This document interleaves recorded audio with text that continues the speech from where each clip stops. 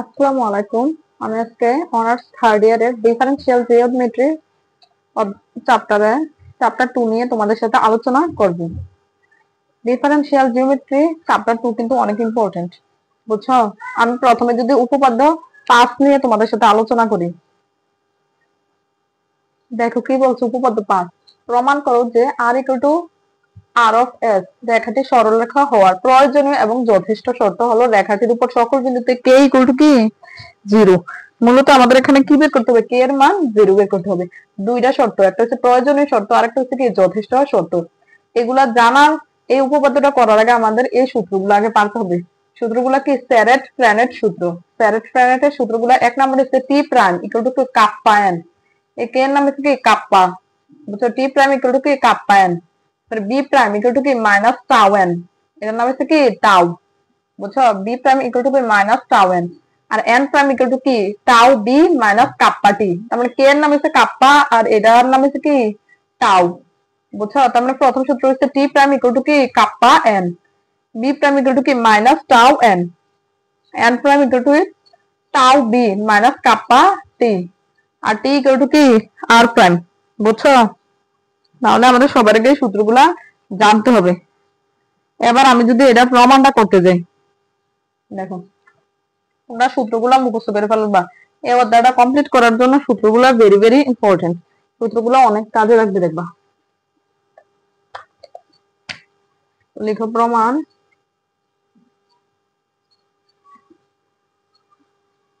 প্রমাণের জন্য প্রথমে আমি প্রয়োজনীয় শর্তগুলো লিখবো। প্রয়োজনীয় শর্ত, দেখো আমরা জানি কোন সরল রেখাকে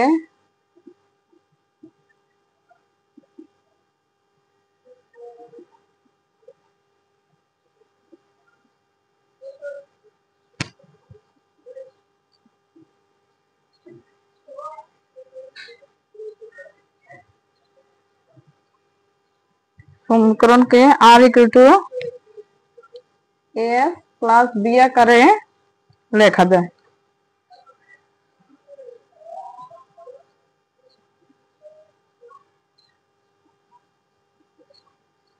যেখানে এ ও বি ধ্রুবক ভেক্টর।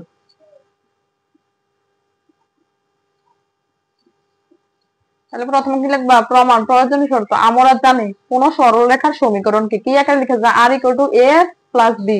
দেখো কোন সরলরেখার সমীকরণকে আর ইকুয়াল টু কি এ প্লাস বি আকারে লেখা যায়, যেখানে এ ও বি হচ্ছে কি ধ্রুবক ভেক্টর, বুঝছো? এ ও বি কি ধ্রুবক ভেক্টর, ঠিক আছে? তারপর আমরা এটার অন্তরীকরণ করবো। এটা আর ইকুয়াল টু কি এ প্লাস বি, এটার অন্তরীকরণ করো এস এর সাপেক্ষে। তো ডিডিএস আর কি d d s s plus d d s b. তাহলে দেখো আর কে যদি আমরা এস এর সাপেক্ষে অন্তরীকরণ করি, এস এর সাপেক্ষে অন্তরীকরণ করলে কি হবে? প্রাইম হবে না? এস এর সাপেক্ষে অন্তরীকরণ করলে কি হবে? প্রাইম আর প্রাইম, বুঝছো? এস এর সাপেক্ষে অন্তরীকরণ করলে আর প্রাইম। এরপরে দেখো এখানে এস এর সাপেক্ষে এই এস কে অন্তরীকরণ করলে এ কি ধ্রুবক না? তো ধ্রুবক সামনে এসে বসে, ধ্রুবক আমি কোথায় রাখলাম? সামনে। এস এর সাপেক্ষে এস কে অন্তরীকরণ করলে কি হবে? 1। আর এস এর সাপেক্ষে এখানে কি কোনো এস আছে? যেহেতু কোনো এস নাই, বি হচ্ছে ধ্রুবক, ধ্রুবক অন্তরীকরণ করলে কি হবে? 0 হবে, বুঝছো? তাহলে দেখো আমরা একটু আগে একটা সূত্র শিখছি, আর প্রাইম ইকুয়াল টু কি টি। স্যারেট প্রাইম এর 4 নাম্বার সূত্রটা শিখছেন, আর প্রাইম ইকুয়াল টু কি টি। তো আর প্রাইমের জায়গায় আমি কি লিখলাম? টি ইকুয়াল টু কি এ, বুঝছো? এই টি এর নিচে একটু এভাবে দাগ দিবা ভেক্টর প্রকাশ করে।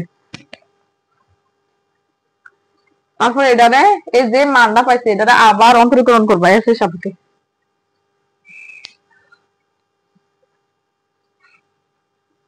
বুঝছো? তার মানে আমরা যে ধ্রুবকটা ধরছি আর ইকুয়াল টু কি এস প্লাস বি, এটা একবার অন্তরীকরণ করছি এস এর সাপেক্ষে। এখন যে এটা পাইছি এটা আবার অন্তরীকরণ করবো। এটা আমি একটা 1 নং সমীকরণ দিই। তো লেখো 1 নং কে এস এর সাপেক্ষে আবার অন্তরীকরণ করে পাই, এস এর সাপেক্ষে আবার অন্তরীকরণ করে পাই, অন্তরীকরণ করে পাই, করে পাই। তো অন্তরীকরণ করো, তো আবার লেখো ডিডিএস কি টি ইকুয়াল টু ডিডিএস এ, ঠিক আছে। এস এর সাপেক্ষে টি কে অন্তরীকরণ করলে কি হবে? এস এর সাপেক্ষে টি কে অন্তরীকরণ করলে টি প্রাইম না, কি হবে? টি প্রাইম। এস এর সাপেক্ষে টি কে অন্তরীকরণ করলে কি হবে? টি প্রাইম, বুঝছো? কারণ আমরা জানি এস এর সাপেক্ষে কিছু অন্তরীকরণ করলে এটা প্রাইম হয়, তাহলে এখানে কি হবে? টি প্রাইম। আর এ কে এস এর সাপেক্ষে এ কে অন্তরীকরণ করলে, ধ্রুবক অন্তরীকরণ করলে জিরো। একটু আগে আমরা স্যারের প্রাইমটা সূত্র শিখছি, টি প্রাইম ইকুয়াল টু কি kappa N, T prime equal to কি kappa N equal to zero. তো এখান থেকে কাপ্পা ইকুয়াল টু কি বের হবে? জিরো, বুঝছো? আমরা প্রমাণ করে লিখছি। এবার লাগবে যথেষ্ট শর্ত, যথেষ্ট শর্ত লাগবা এখানে কে ইকুয়াল টু জিরো, ঠিক আছে।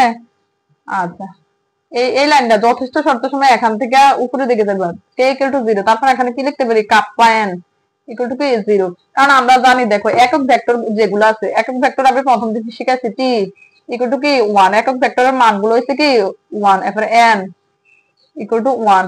এদিকে যদি আমরা একক ভেক্টরের মানগুলো সবগুলো কি ওয়ান, বুঝছো?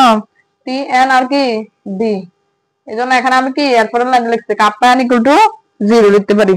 আবার কাপ্পা এন মানে কি টি প্রাইম না, ইকুয়াল টু জিরো, বুঝছো? কাপ্পা এন মানে আবার কি টি প্রাইম না, দেখো কাপ্পা এন মানে টি প্রাইম। এখন আবার আরেকটা শিখছি আমরা কি আর ইকুয়াল টু কি আর প্রাইম ইকুয়াল টু কি শিখলাম? টি, আর প্রাইম ইকুয়াল টু টি, বুঝছো? আর প্রাইম ইকুয়াল টু টি।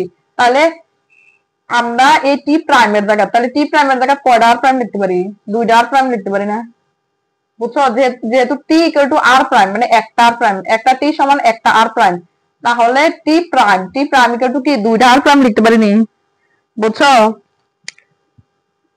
এখানে একটু লিখা দিবা, যেহেতু কি টি ইকুয়াল টু আর প্রাইম, এই জন্য এটা লিখছি। আচ্ছা, এটা না 3 নং সমীকরণ দাও, 6 নং কিছু, সরি 1 নং, এবার এটা 2 নং সমীকরণ দাও। তো আবার লেখো 2 নং কে এস এর সাপেক্ষে অন্তরীকরণ করে পাই, 2 নং কে এস এর সাপেক্ষে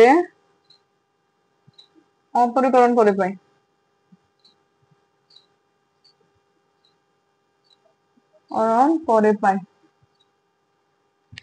তাহলে দেখো কত আসে। যদি অন্তরীকরণ করো, একবার অন্তরীকরণ করবো, তাহলে একবার অন্তরীকরণ করলে কি একটা প্রাইম উঠে দেবো, আর প্রাইম ইকুয়াল টু কি একটা ধ্রুবক আসছে এ, বুঝছো? এটা যদি আবার সমাকলন করি, সরি এটা অন্তরীকরণ না, এটা আমরা সমাকলন করতেছি, সাপেক্ষে সমাকলন। দেখো যদি একবার সমাকলন করি তাহলে একটা আর প্রাইম উঠে দেবো, একবার সমাকলন করলে কি একটা আর প্রাইম উঠে থাকবে, আরেকটা থাকবে। আর ধ্রুবককে যোগজীকরণ করলে বা সমাকলন করলে কি হবে? একটা ধ্রুবক আসবে, জিরোকে সমাকলন করলে কি একটা ধ্রুবক আসবে, বুঝছো? এটা যদি আবার সমাকলন করে লাগবে, আবার সমাকলন করে, তাহলে এখানে কি আরেকটা প্রাইম উঠে দেবো না? তো আর ইকুয়াল টু কি পাবো? এ এস প্লাস বি, আগেরটা, বুঝছো? তার মানে প্রথমে প্রয়োজনীয় শর্ত সময় আমি কে এর মান বার করছি, আর দ্বিতীয় যে যথেষ্ট শর্ত সেখানে কে ইকুয়াল টু জিরো থেকে নিচের থেকে উপর পর্যন্ত প্রমাণ করছি, মানে R equal to S plus B, যেটা প্রথমে ধরছিলাম সেটা প্রমাণ করছি। আশা করি তোমরা কি এই ক্লাসটা বুঝছো,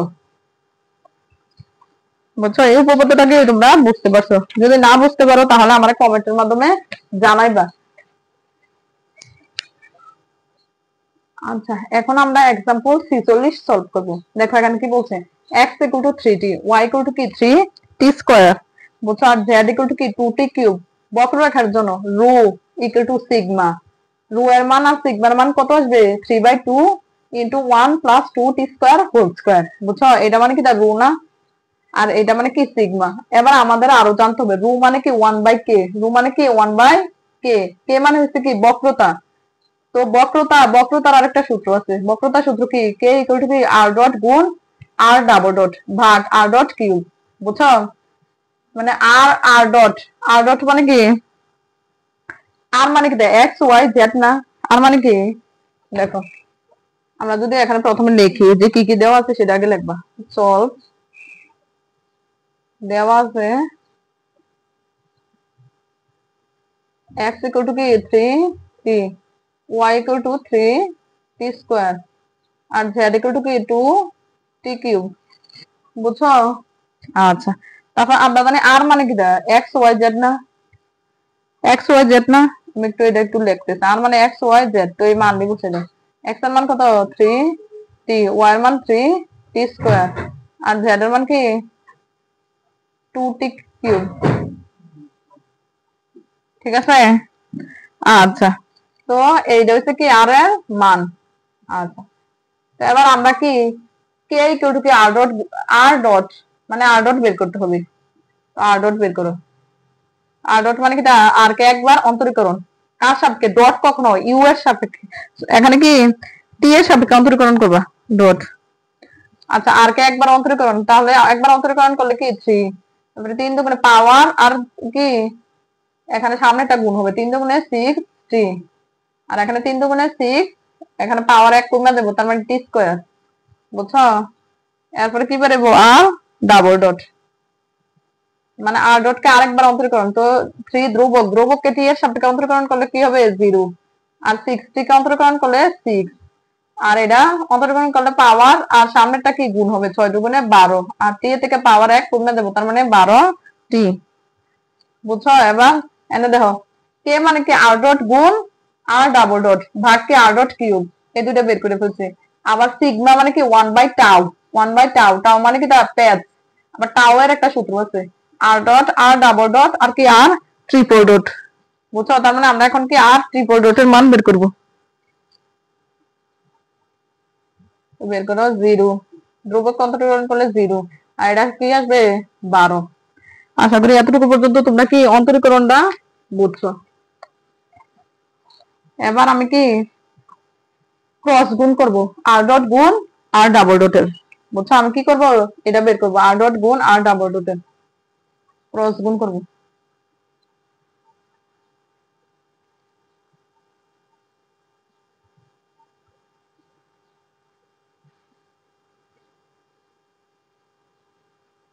তো ক্রস গুণ করো,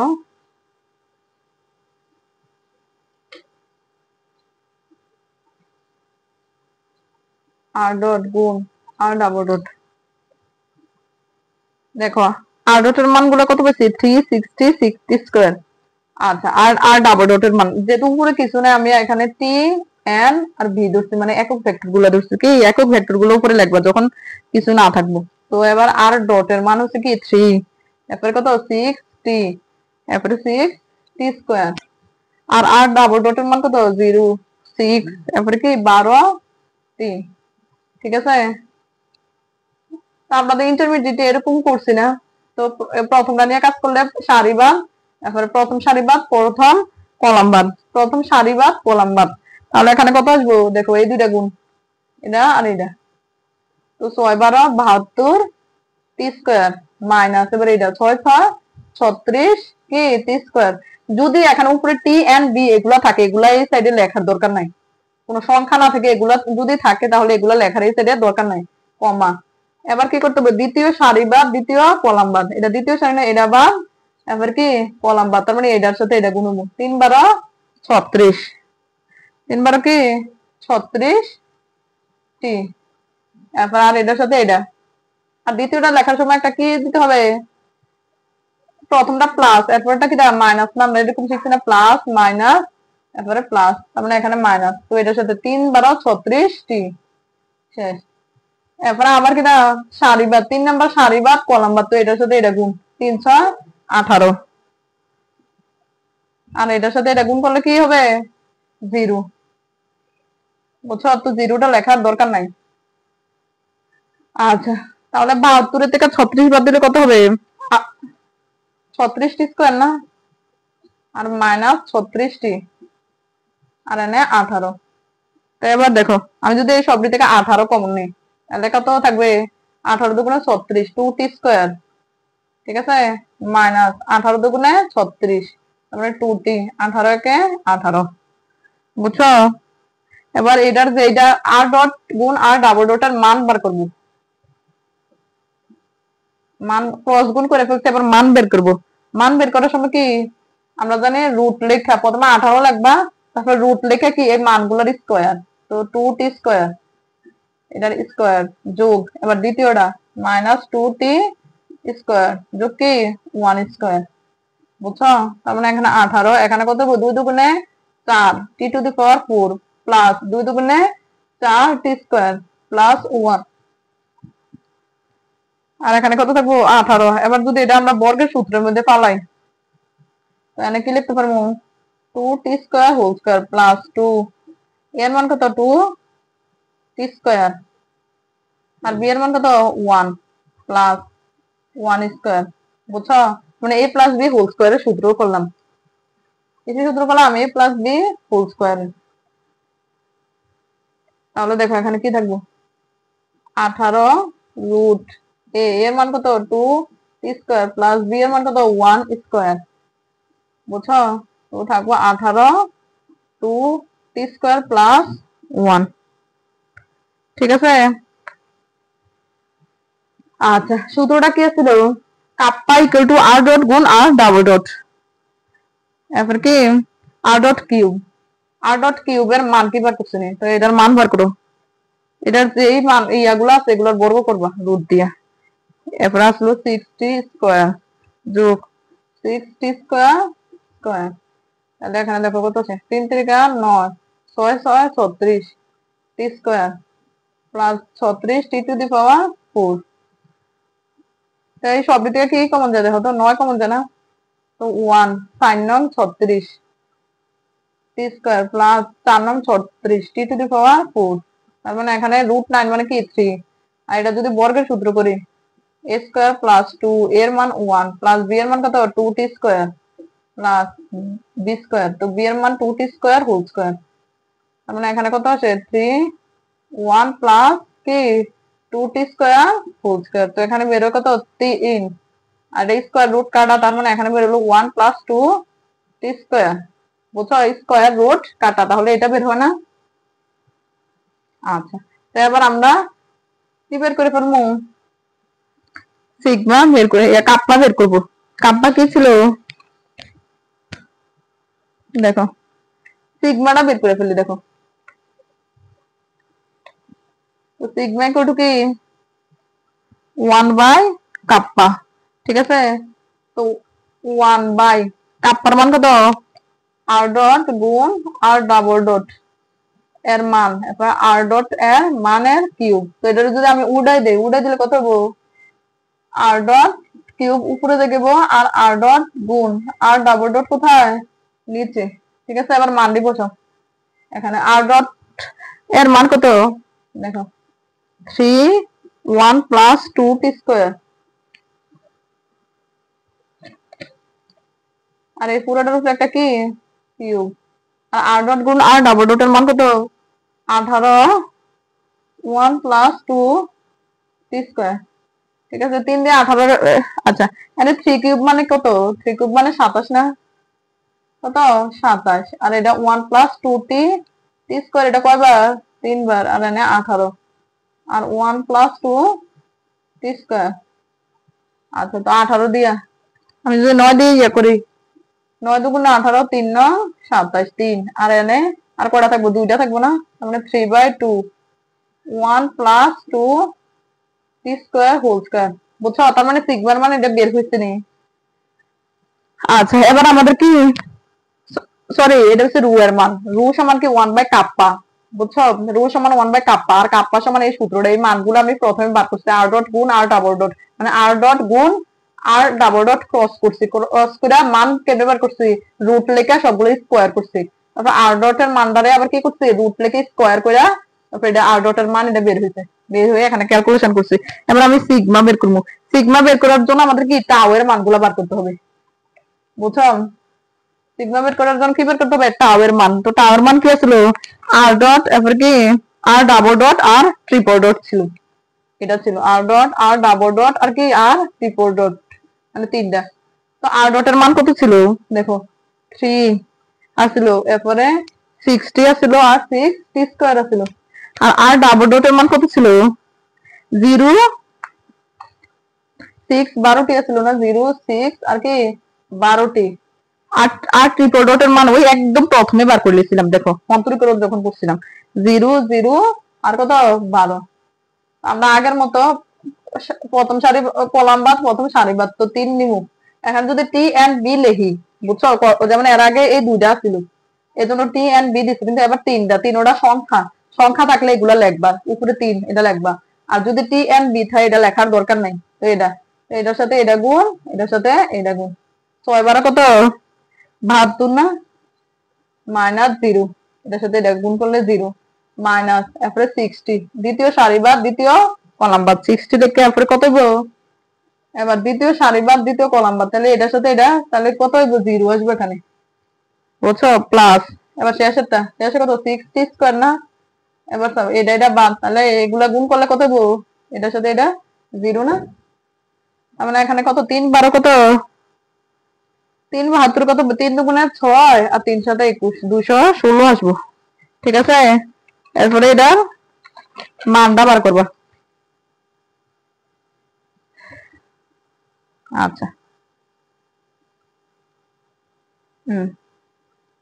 এবার দেখো, এবার আমি ওইখানে মান বসা দিল চলবে, সিগমা সমান কি 1 বাই কি তাও ছিল না 1 বাই, এবার এটা যদি লিখি মান দি আর ডট আর ডাবল ডট আর কি আর ট্রিপল ডট আছিল, ঠিক আছে, আর এখানে কত ছিল আর ডট গুণ আর ডাবল ডট, এবার এটা যদি উপরে উঠে দেবো না, আর ডট গুণ আর ডাবল ডট, আর এটা কি আর ডট আর ডাবল ডট আর কি ট্রিপল ডট। এবার ধরো এটার মান কত, আর ডট গুণ আর ডাবল ডটের মান আমরা কত পাইছিলাম, এটা পাইছিলাম 18, 18 1 plus 2t square, 18 1 plus 2t square এটা পাইছিলাম, ঠিক আছে, বুঝছো। আর এটার মানটা একটু বার করবা, এমনি কত 216 না, তো 216 যদি আমরা রুট করি তাহলে কত আসে। আচ্ছা, দেখো আমার একটু এখানে কি আর ডট আর ডাবল ডট আর ট্রিপল ডটের মানটা আমরা বসানো, এটা কত 216 না, তো 216 এটার মানটা জাস্ট বসানো। আর এটার উপরে কিন্তু একটা স্কোয়ার ছিল সূত্রের মধ্যে, আচ্ছা 1 বাই টাউ, টাউ এর যে সূত্রটা এখানে একটা স্কোয়ার ছিল, ঠিক আছে, এটার উপরে একটা কি স্কোয়ার। আচ্ছা, এবার 18 স্কোয়ার যদি আমরা করি তাহলে কত 324 আসবে, কত আসবে ও 324, আর এখানে 1 প্লাস 2 টি স্কোয়ার হোল স্কোয়ার, আর এখানে নিচে কত 216। এবার তোমরা এই দুইটা কাটাকাটি করলে দেখবা কোনটা পাইবা, ওই উপরের মানটা পাইবা, দেখবা 3/2, ক্যালকুলেটরে যদি এটা লিখো তার মানে তখন দেখবা 3/2 পাইবা, আর এখানে পাইবা 1 প্লাস 2 টি স্কোয়ার এরপরে কি হোল স্কোয়ার। আশা করি এই অঙ্কটা কি তোমরা বুঝতে পারছো, তার মানে দেখো সিগমার মান আর রো এর মান কি আসছে, সমান আসছে, বুঝছো। তো তোমাদের যদি এই ক্লাসগুলা ভালো লাগে তাহলে তোমরা তোমাদের বন্ধু বান্ধবদের সাথে ক্লাসগুলা একটু শেয়ার করবা, যাতে তারাও এই ক্লাসগুলা ফ্রিতে করার সুযোগ পায়। আর তোমরা আমার চ্যানেলটা কি সাবস্ক্রাইব করে রাখবা। এখন আমি আরেকটা অঙ্ক সলভ করাবো। এখন আমরা এক্সাম্পল 38 সলভ করাবো। দেখো, যদি একটি বক্ররেখার কোনো বিন্দুতে স্পর্শক উদিলম্ব একটি নির্দিষ্ট দিকের সাথে, একটা আছে স্পর্শক আর একটা হচ্ছে দিলম্ব, বুঝছো, দিলম্ব একটি নির্দিষ্ট দিকের সাথে যথাক্রমে থিটার কি কোণ ফাই কোণ উৎপন্ন করে, তবে দেখো যে sine theta by sine phi d theta by d phi equal to minus k by lambda, বুঝছো। তো আমরা এখন আগে চিত্র রাখবো, ওইটা একটা বক্ররেখা, তো আমরা একটা বক্ররেখা আঁকলাম, এটা হচ্ছে কি বক্ররেখা, বুঝছো, বক্ররেখার কি পি বিন্দুতে, তো এটা ধরলাম আমি পি বিন্দু, পি বিন্দুতে একক স্পর্শক ভেক্টর, তো একক স্পর্শক ভেক্টরটা এটা হচ্ছে স্পর্শক, মানে বলতে একটা স্পর্শক, তার মানে কি স্পর্শক হচ্ছে টি, বুঝছো। আর দ্বিলম্ব ভেক্টরটা আমি ধরলাম ভি, এখান থেকে পি বিন্দু থেকে আবার একটা দ্বিলম্ব ভেক্টর রাখো, তার মানে এটা কি ভি, বুঝছো। একটা দেখো পি বিন্দু থেকে একটা আমি স্পর্শক টি, আর একটা দ্বিলম্ব ভেক্টর কত আঁকলাম বি আঁকলাম, বুঝছো। আচ্ছা, দিক বরাবর আরেকটা ভেক্টর রাখলাম আমি, এই ভেক্টরটা ধরলাম এ ভেক্টর, ঠিক আছে, এ ভেক্টর। আচ্ছা, তো এবার দেখো কোন বক্ররেখার পি বিন্দুতে একক স্পর্শ ভেক্টর টি আর দ্বিলম্ব ভেক্টর ভি নির্দিষ্ট দিক বরাবর ভেক্টর এর সাথে দুইটা কোণ উৎপন্ন করছে না। দেখো এই এর সাথে স্পর্শকে এই কোণ উৎপন্ন করছে, ঠিক আছে না? এর সাথে টি এ, এটা হচ্ছে নির্দিষ্ট একটা ভেক্টর এ, এই ভেক্টরটার সাথে স্পর্শক মানে টি এ উৎপন্ন করছে এই কোণ, এই কোণটারে দিলাম আমি থিটা। এরপর আরেকটা দেখো এর সাথে এই দ্বিলম্ব মানে ভি ভেক্টর এই কোণটা উৎপন্ন করছে না, তো এটা আমি দিলাম ফাই। বুঝছো? আশা করি এই চিত্রটা বুঝছো। মানে আমি প্রথমে কি আঁকছি যে বক্ররেখা, এটা বক্ররেখার পি বিন্দুতে একটা কি আঁকছি স্পর্শক টি আর একটা দ্বিলম্ব আঁকছি মানে ভি ভেক্টর, দ্বিলম্ব হচ্ছে ভি ভেক্টর। এই দুইটা কি ভেক্টর এ এর সাথে কি দুইটা কোণ উৎপন্ন করছে, এ টি এর সাথে থিটা কোণ উৎপন্ন করছে আর এ বি এর সাথে কি কোণ উৎপন্ন করছে, ফাই কোণ উৎপন্ন করেছে। বুঝছো? আচ্ছা এখন এগুলোর ব্যাখ্যাগুলো একটু লিখতে হবে। আচ্ছা এখন দেখো আমি চিত্রটা আঁকার পর তোমরা তারপর ব্যাখ্যাটা লিখবা। মনে করি কোন বক্ররেখার টি বিন্দুতে একক স্পর্শ ভেক্টর টি আঁকছিলাম, ঠিক আছে, এবং বিলম্ব ভেক্টর কি আঁকছি বি, আইকা নির্দিষ্ট দিক বরাবর আরেকটা ভেক্টর আঁকছি এ উপরের দিকে, এর সাথে যথাক্রমে টি এ উৎপন্ন করছে থিটা আর বি কোণে উৎপন্ন করছে কি ফাই কোণ কি উৎপন্ন করেছে, ঠিক আছে। তো এরপরে লিখবে যে তাহলে লিখবা তাহলে টি ভেক্টর আর এ ভেক্টর ইকুয়াল টু কি লিখতে পারি। দেখো আমরা ইন্টারমিডিয়েট এরকম শিখছি না, দুইটা কোণ দেওয়া থাকলে A B equal to A B cos theta লেখা যায়, এরকম শিখছি না? বুঝছো?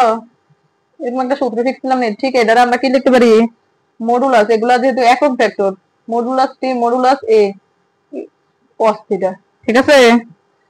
আচ্ছা এটা মানে কি টি কে যদি টি মডুলাস আমি একটু আগে লেখাইছি যে T vector N vector V vector এগুলার মডুলাস মানে এগুলা একক ভেক্টর, এগুলার মান হচ্ছে 1, তার মানে এখানে কি 1 না, ও 1 আর এ cos থিটা, মানে এখানে কি লেখা যায় এ cos থিটা লেখা যায়, ঠিক আছে। এ cos থিটা লেখা যায় না, তারপর এটারে অন্তরীকরণ করো এস এর সাপেক্ষে ডিডিএস টি ভেক্টর এ ভেক্টর, তারপরে এটারে ডিডিএস এ cos থিটা।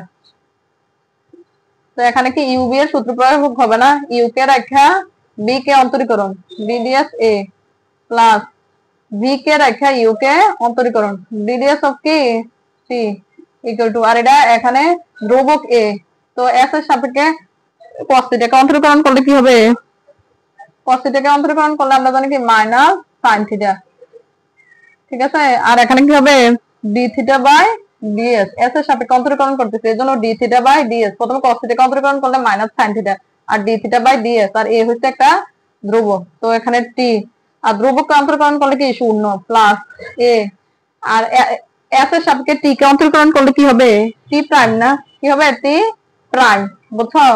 আর এখানে কি হবে minus a sin theta D theta by d s, তাহলে এখানে তাহলে কি বেরোলো, এটা তো বাদে এখানে টি প্রাইম, আবার টি প্রাইম সমান আমরা কি জানি কাপ্পা এন না, টি প্রাইম সমান কি কাপ্পা এন আর a equal to minus a sin theta, আচ্ছা এখানে এটা দেওয়ার দরকার নাই, কাপ্পা এন এ, এবার কি বুঝছো এর নিচে এগুলা দেওয়ার দরকার নাই। আচ্ছা sin theta D theta by কি ডি এস, বুঝছো এতটুকু পর্যন্ত, এটারে 1 নং সমীকরণ দিয়ে রাখো। তার মানে আমরা বুঝলাম যে টি আর এ একটা কোণ উৎপন্ন করছে না, আর আমরা কোন একটা এরকম লিখতে পারি কি ইন্টারমিডিয়েট শিখতে টি এ সমান কি টি এ cos থিটা, তো টি একটা কি একক ভেক্টর এজন্য এটার মান 1 আর এ cos থিটা, মানে কি এ cos থিটা আসবে, এটার অন্তরীকরণ করবা ইউ কে রেখা বি কে অন্তরীকরণ আর এখানে ধ্রুবককে রেখা তারপর অন্তরীকরণ আমি করছি। আবার টি প্রাইম সমান আমরা কি শিখছি কাপ্পা এন, টি প্রাইম সমান কি শিখছি কাপ্পা এন।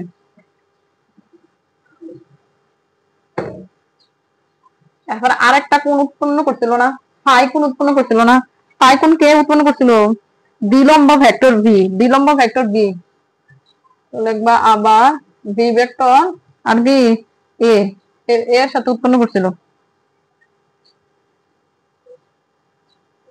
বি, আর এখানে কি এ, আর এটা হলো cos ফাই, আর আমরা জানি একক ভেক্টর মানে কি 1, তার মানে এটা কি হয়ে যাবে 1। তো এখানে কি হবে বি এ ইকুয়াল টু কি এ cos ফাই। তো এটা আবার অন্তরীকরণ করো এস এর সাপেক্ষে DDS B A DS A cos phi. ঠিক আছে, এবার যদি আমরা অন্তরীকরণ করি তাহলে এটা যদি অন্তরীকরণ করি তাহলে কি হবে বি বি প্রাইম হবে না, বি প্রাইম এ, মানে ইউ কে রেখে বি কে অন্তরীকরণ এরকম যদি করি তাহলে এটা কি হবে বি প্রাইম, কি লিখতে পারবো বি প্রাইম যদি অন্তরীকরণ করি। আর এটারে যদি অন্তরীকরণ করি তাহলে কি হবে এ cos থিটাকে অন্তরীকরণ করলে মাইনাস sin থিটা না, এ ধ্রুবক sin ফাই, তারপরে ডি ফাই বাই কি ডি এস, বুঝছো। আবার বি প্রাইম সমান কি শিখছি মাইনাস টাউ এন আর এ এর জায়গাতে এ, আর এনে minus a sine phi D phi by D s, বুঝছো। আমি এটারে কেন এভাবে তার লিখছি যে অন্তরীকরণ বি প্রাইম লিখছি যাতে আমি বি প্রাইম এর জায়গায় কি লিখতে পারি টাউ এন, এটারে 2 নং সমীকরণ দিবা, বুঝছো। এটারে অন্তরীকরণ করলে বি প্রাইম এ হবে, তো 1 নং ভাগ 2 নং ভাগ করে দাও তো দেখবা কাপা এন এ, আর এখানে ছিল minus tau N A equal to কত, এখানে উপরে ছিল minus sine A sine theta D theta by D S, আর এখানে ছিল A sine phi D phi by কি ডি এস। ঠিক আছে, এন এ কাটা। তো দেখো, আচ্ছা আমি যে একটু সমীকরণটা লিখছিলাম প্রথমে, প্রশ্নটা আসলো কাপ্পা ভাগ মাইনাস টাউ, কাপ্পা ভাগ কি এটা টাউ আছিল, বুঝছো প্রশ্নটা। তো মাইনাস মাইনাস কাটা এ কাটা, তার মানে মাইনাস মাইনাস প্লাস, তো এখানে কি দেখবো সাইন থিটা এরপরে সাইন ফাই, আর এখানে কি দেখবো ডি থিটা বাই কি ডি থিটা, এই ডিএস ডিএস যদি কোনাকুনি কাটাকাটি যায় উপরে নিচে গেলে ডিএস ডিএস কাটা না, তোমরা এখানে থাকবো ডি থিটা বাই কি ডি ফাই, এটা কি আনসার। তাহলে আজকের ক্লাস এখানে শেষ। তোমাদের যদি ক্লাসগুলো ভালো লাগে তাহলে তোমরা তোমাদের বন্ধু বান্ধবদের সাথে ক্লাসগুলো শেয়ার করবা, আর নিয়মিত অনার্সের ভিডিও পাওয়ার জন্য আমার চ্যানেলটা সাবস্ক্রাইব করে রাখবা। তোমরা তোমাদের বন্ধু বান্ধবদের ও বলবা যাতে চ্যানেলটা সাবস্ক্রাইব করে নিয়মিত ভিডিওগুলো পাওয়ার জন্য। আসসালামু আলাইকুম, সবাই ভালো থাকবেন। আমার নতুন চ্যানেল আপনাদের সাপোর্টের দরকার যাতে অনার্সের শিক্ষার্থীগুলা কি সবাই এই ক্লাসগুলা পায়।